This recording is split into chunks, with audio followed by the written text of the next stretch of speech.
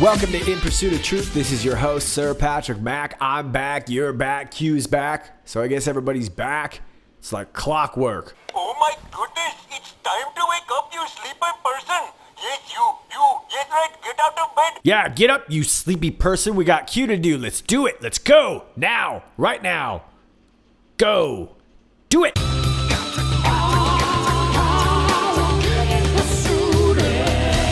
All right, first things first, I want to start you over here at my BitChute where we just passed 10,000 subscribers. Looks like 10,429 at the time of making this video.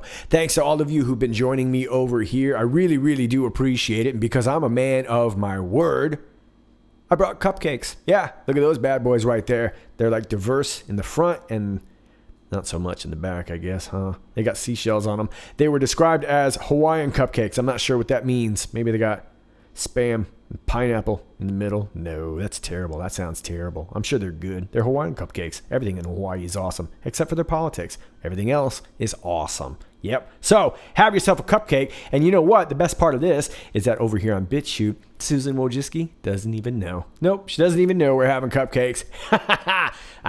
This video's on YouTube. She does know. Abort! Abort! Let's get started. Post 3603, 42 minutes after the hour of 11. We get a YouTube link that takes you to a piece that Glenn Beck did a few weeks ago in regards to this Ukraine corruption, in particular in regards to this conversation from Artem Sitnik, who was the head of the Anti-Corruption Bureau out there in Ukraine. Q says phones were present. FISA goes both ways. Information warfare. I'm not going to play you the whole video, but check this part out right here. First of all, in April, former Prosecutor General Lysenko, the good guy, remember, that came in after the bad guy was taken out? He decides to give an interview with Ukrainian media.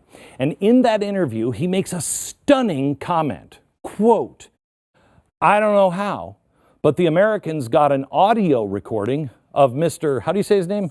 Sitnik, of his conversation. Now, that's the guy who ran the Anti-Corruption Bureau. He was resting with his family and friends now and discussing how he'd like to help Hillary. Now, the speaker you're going to hear is Director Sitnik, and this is what he said. Listen.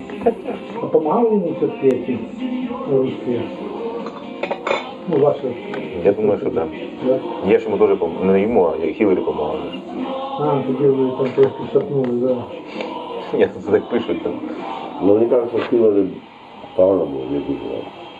Wow, Clinton Foundation. Ну, я наскільки пам'ятаю, ви говорили, що для нас навіть не було ближче Хіларі. Ні, Трамп же ж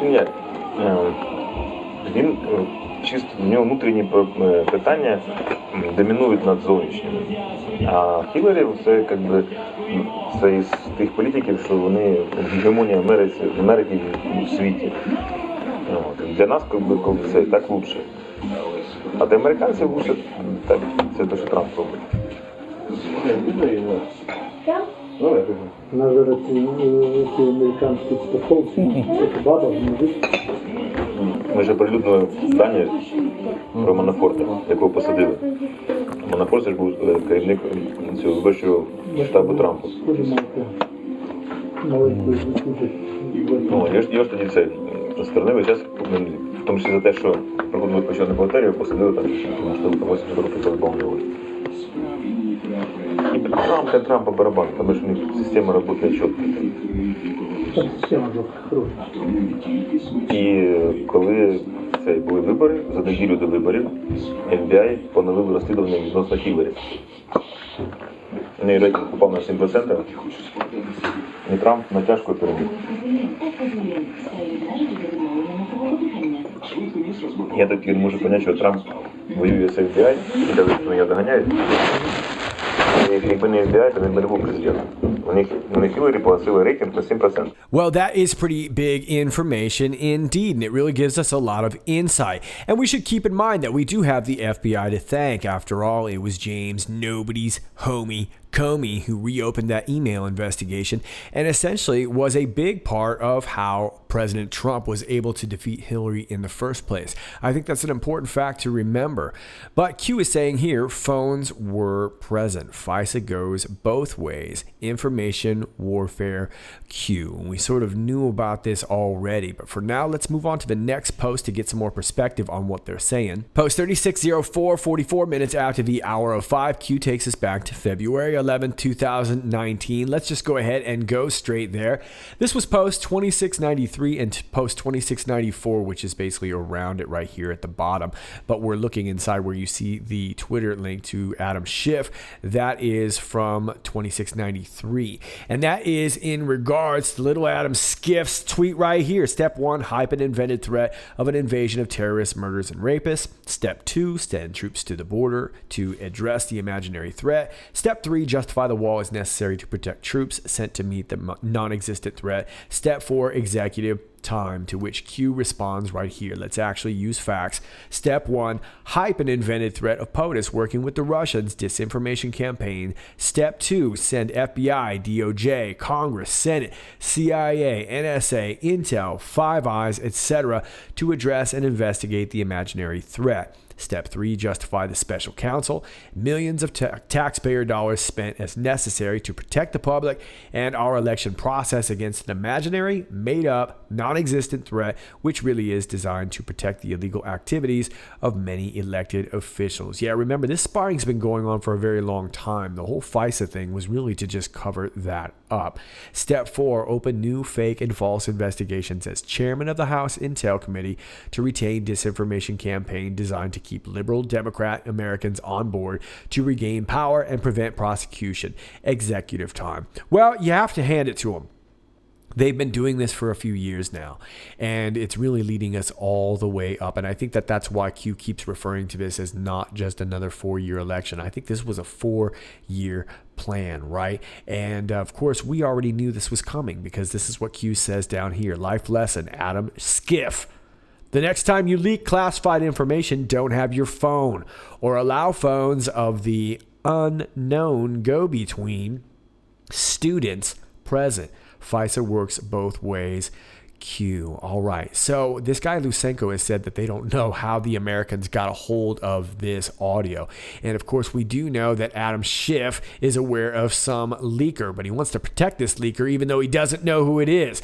And I think that that's what Q was talking about back here in February, talking about the unknown go-between. Well, who is that unknown go-between? I'm sure you've got some guesses, right? And it looks like we can't even talk about it much these days, right? Without getting our videos removed. So you decide. But Q says pre-public awareness like Clockwork, D1 through 6. Enjoy the show. So we talking, is D5 wrapped up in 1 through 6? It would seem to be, right?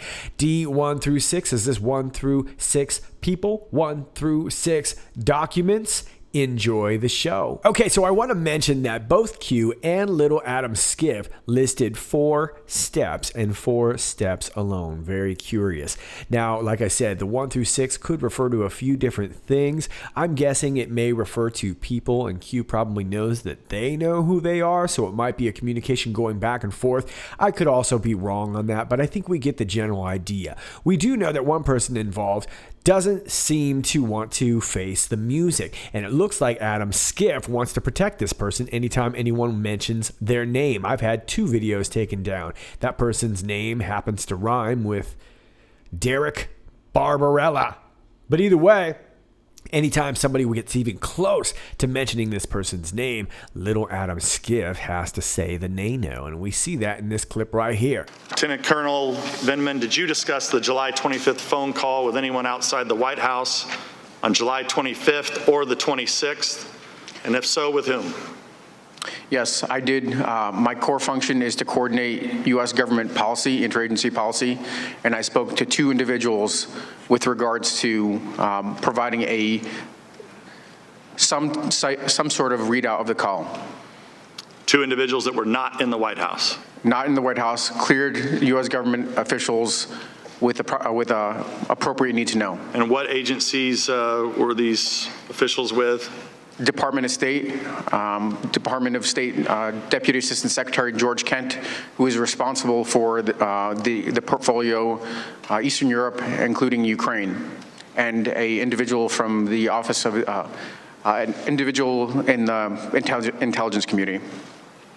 As you know, the intelligence community has 17 different agencies. What agency was this individual from? If I could interject here, Do me a favor, please. Get out of here. we don't want to use these proceedings. It's our time, I know, Mr. Chair. but we need to protect the whistleblower. Get out of here, man. If Please stop. I want to make sure that there's no effort to out the whistleblower through the use of these proceedings. If the witness has a good faith belief that this may reveal the identity of the whistleblower, that is not the purpose that we are here for, and I want to advise the witness accordingly. Mr. Vindman, you testified in your deposition that you did not know the whistleblower. Ranking member, it's Lieutenant Colonel Vindman, please. Lieutenant Colonel Vindman, you testified in the deposition that you did not know who the whistleblower was, or is. I do not know who the whistleblower is. That is. So how is it possible for you to name these people and then out the whistleblower? Per the advice of my counsel, I've been advised not to answer specific questions about members of the intelligence community. Are you aware that this is the Intelligence Committee that's conducting an impeachment hearing? Of course I am. Wouldn't the appropriate place for you to come to testify would be the Intelligence Committee about someone within the intelligence community?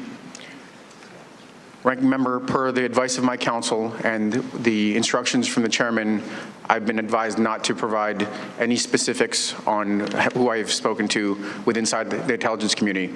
What I can offer is that these were properly cleared individuals, or was a properly cleared individual with a need to know. Well, this is, I mean, you can plead the fifth. Mr. Morrison said this: I had concerns about Lieutenant Colonel Vindman's judgment. Among the discussions I had with Dr. Hill in the transition was our team, its strength, its weaknesses, and Fiona and others had raised concerns about Alex's judgment. When Mr. Morris was asked by Mr. Castor, did anyone ever bring concerns to you that they believe Colonel Vindman may have leaked something, Mr. Morrison replied, yes. So your boss had concerns about your judgment. Your former boss, Dr. Hill, had concerns about your judgment. Your colleagues had concerns about your judgment, and your colleagues felt that there were times when you leaked information. Any idea why they have those impressions, Colonel Vindman? Yes, Representative Jordan. I guess I'll start by reading Dr. Hill's own words, as she attested to in my last evaluation that was dated middle of July, right before she left. Alex is a top 1% military officer and the best Army officer I've worked with in my 15 years of government service. He is brilliant, unflappable, and exercises excellent judgment. And Colonel, you never leaked information? I never did, never would. That is preposterous that I would do that. Okay. All right, so there you go. Vindman not doing himself any favors. As a matter of fact, it looks like he may have perjured himself and essentially confessed to leaking. Now, I wanted to point out that the question was very simple. Did you leak? And if you didn't leak, the answer would be the first thing to pop to your head. No. Instead, he kind of goes through this whole thing, takes a breath, says, I did never do that, and I would never do that. And I think it's preposterous that anyone would suggest that I would. That's a really common lying technique. Bill Clinton used it all the time. Essentially removing yourself, saying, oh, that's something that I would just never do. It's easier to say I wouldn't do that rather than I didn't do that. I think you get the idea, and I think we all get the idea. Sean Davis over here can sum it up. These impeachment proceedings are occurring because Alex Vindman, an insubordinate mid-level military officer, who had a snit fit about not being in charge of American foreign policy, decided to collude with a CIA operative to overthrow the commander-in-chief of the United States. Yeah, that about sums it up. Now, Sean Davis also points this out. Vindman said that he spoke to a half dozen or more officials about the July 25th call. Is that the D1 through 6 we're talking about? Not sure, but it would seem to make sense. Interestingly, that is the exact same phrase used by the anti-Trump whistleblower to characterize the number of officials who leaked to him. Yeah, just like clockwork. So we knew about this back in February. It looks like Q would have known for a very, very long time, but was sort of sharing this whole thing with us back in February, although we didn't quite have the same picture. But now we're starting to see it play out in the media. Enjoy the show. Let's move on. Post 3605, we get some heartwarming news at 23 minutes after the hour of 6. It comes by the way of a Twitter status from Andrew Kerr, who says the Clinton Foundation has lost $49.6 million since 2016.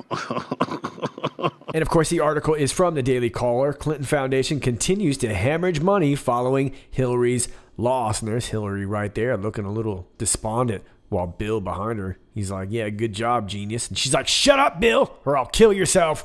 And Tim Kaine right there, he was about to clap, and he's just frozen there because he knows she ain't messing around. The Clinton Foundation's revenue dropped to a 16-year low in 2018 and reported a third straight year of losses, a trend that began in 2016 when Hillary was defeated by President Donald Trump. The Clinton Foundation reported $30.7 million in revenue in its recently released 2018 Form 990 tax return, the lowest figure posted by the charity since 2002, when it raised $25.6 million. The foundation's 2018 revenue was just 12% of the $249 million it raised in 2009, the first year of Clinton's tenure as Secretary of State under former President Barack Hussein in the membrane Obama. The Clinton Foundation also posted its third straight years of losses of $16 million or more in 2018, bringing its total losses since 2016 to $49.6 million. Yikes. Speaking fees received by the Clinton Foundation have also dropped precipitously. Translation: they're tanking, and she's signing books at Costco. The charity reported receiving $370,000 in speaking fees in 2018, just over 10% of the $3.6 million it received in 2014, Open Secrets reported. All right, outstanding. So I just want to turn your attention to the last couple lines here. The probe into the Clinton Foundation, led by U.S. Attorney John Huber, remains ongoing. Oh, it's like a Christmas miracle, isn't it? Well, Q says pay for play only works when you hold a position of power. It's only a matter of time. Yeah, let's face it. People aren't giving money to Hillary Clinton because they think she's going to change the world. They're giving it to her because they know they're going to get something back in return. And we all know that all these major donors to the Clinton Foundation always want something back. And let's face it, for many years, that's how it worked. She wielded a ton of power, and that power just doesn't seem to be around anymore. And that's why she's crying so loud. And of course, she's crying victim so loudly. But the fact of the matter is that people that are funding her realize that she can no longer deliver. She can't win. And she's not projected to win 2020 either. Now, they're probably going to tease it, and I wouldn't be surprised if they even give it a go. I've predicted before that, I shouldn't say really predicted, I've just kind of observed before, that she's probably going to try and run, maybe just for the fact of claiming political persecution during that process. But I think we all know the gig is up, and it's only a matter of time. Q. Let's move on. Post 3606, 48 minutes after the hour of 6. Q says there's no step 5. And Q. Okay, well, we know that just like clockwork, the Q team has been predicting steps 1 through 4. And Q says there's no step 5. So how many is that, John? 4. 4. There's 4. Okay, Patriots, those are your Q posts, and I think we all know that when the Democrats run out of options, usually violence is the next attempt. And seeing as their playbook seems to have run its course because impeachment was essentially their last hurrah, it looks like they may be resorting to worse methods. This is from the conservativesdaily.com. This is sadly America. President Trump poisoned White House sources. Now, to be fair, this was actually Alex Jones who originally reported this over there at InfoWars. I sat on this for about a day because I wanted to hear a little bit more. I actually got some word from my own White House sources that this was indeed the case. This is where we are at now in America, sadly. Jones just said his White House sources tell him that the reason behind Trump's visit to Walter Reed was over concerns that a slow-acting poison may have been administered to Trump. This is a time-activated poison. That would give them time to clean up food, dishes, etc., so they have lead time. Apparently, one of his Secret Service food tasters, how sad that we're at this point, became very sick from some substance in the food.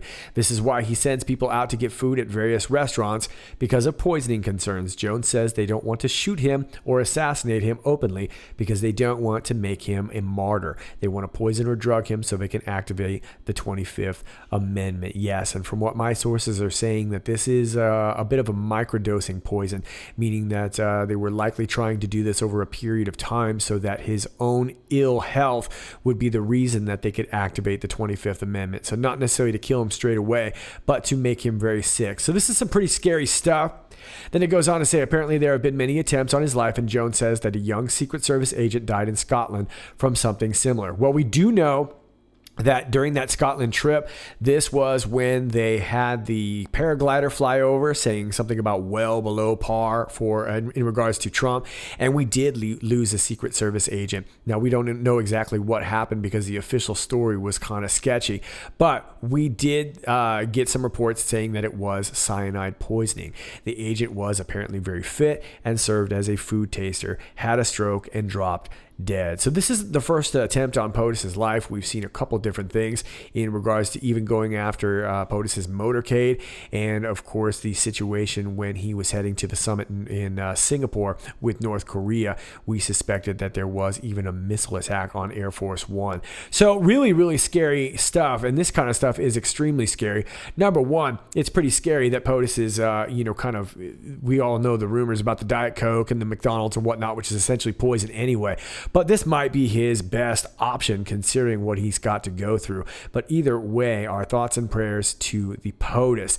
Now, this is what he had to say in regards to the incident. I went for a physical on Saturday. My wife said, "Oh, darling, that's wonderful," because I had some extra time. Because it looks like January could be a busy month if she's able to get the vote, which she should be able to. Woman's highly overrated. Woman is highly incompetent. And if she's able to get the vote, so maybe she'll get it by using USMCA, but I went for a physical. And I came back. My wife said, "Darling, are you okay? What's wrong?" "Oh, they're reporting you may have had a heart attack." I said, "Why did I have a heart attack?" "Because you went to Walter Reed Medical Center. That's where we go when we get the physicals." I said, "I was only there for a very short period of time. I went, did a very routine, just a piece of it, the rest of it takes place in January, did a very routine physical, visited the family, visited a couple of groups, but visited the family of a young soldier who was very badly injured, who was in the operating room. I toured the hospital for a little while. I was out of there very quickly. I got back home. And I get greeted with the news that we understand you had a heart attack. I was called by our people in public relations. "Sir, are you okay?" I said, "Okay from what?" "The word is you had a heart attack. CNN said you may have had a heart attack. You had massive chest pains. You went to the hospital." These people are sick. They're sick. And the press really in this country is dangerous. We don't have freedom of the press in this country. We have the opposite. We have a very corrupt media. And I hope they can get their act straight now, because it's very, very bad and very, very dangerous for our country. Thank you very much. Go ahead, please. Thank you. So there you go. POTUS obviously downplaying the incident, and maybe it wasn't a big deal after all, but it sure seems like something to be concerned about.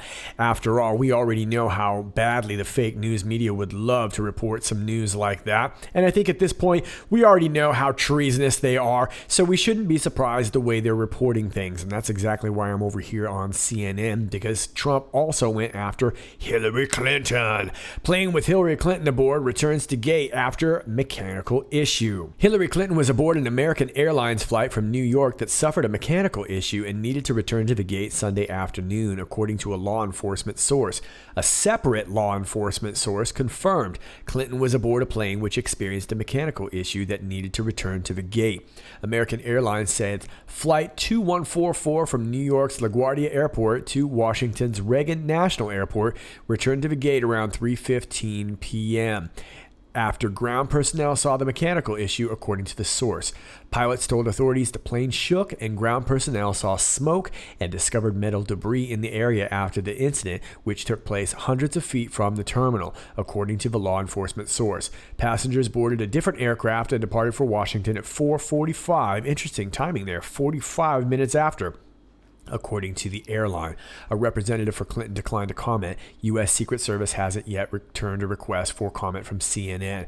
Okay, so this is really interesting. Is Hillary getting a taste of her own medicine? It's a curious departure time. What's even more curious is the fact that she's on American Airlines. She's not flying private anymore. I guess she's lost some of that swag, right? Well, either way, POTUS was going after her, so who knows whether she was on the run and got picked up, or if somebody was trying to get her in the air. We may never know.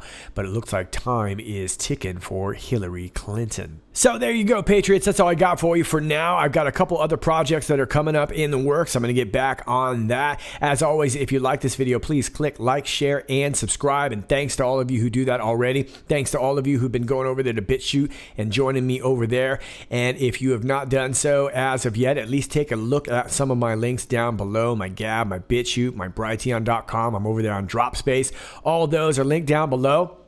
If you've got information for me, please email me. Please do not DM me on social media. I don't check DMs on social media, and so you'll never get it heard. Please email me. My email is down below. My P.O. box is down below if you'd like to send something old school. And if you'd like to support the channel, my Patreon is linked down below. It's all in the video description down below. All right, kids, this is Sir Patrick Mack, and until next time, stay funky.